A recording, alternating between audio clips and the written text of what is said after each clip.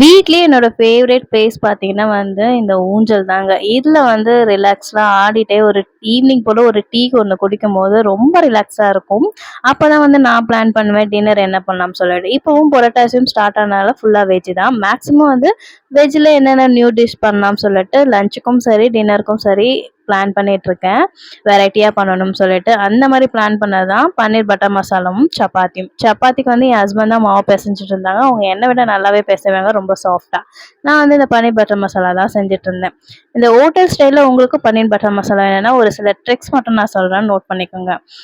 பன்னீர வந்து கியூபா வேக வைக்கும்போது, நீங்க வந்து இதுல ஒரு 2 டீஸ்பூன் வந்து எண்ணெய் ஆட் பண்ணீங்கன்னா வந்து அது ஒட்டாம இருக்கும். அதுக்கப்புறம் பார்த்தீங்கன்னா வந்து ஒரு கிரீமியா வேணும்னா, நீங்க தாளிக்கும்போது பட்டர் ஆட் பண்ணலாம்.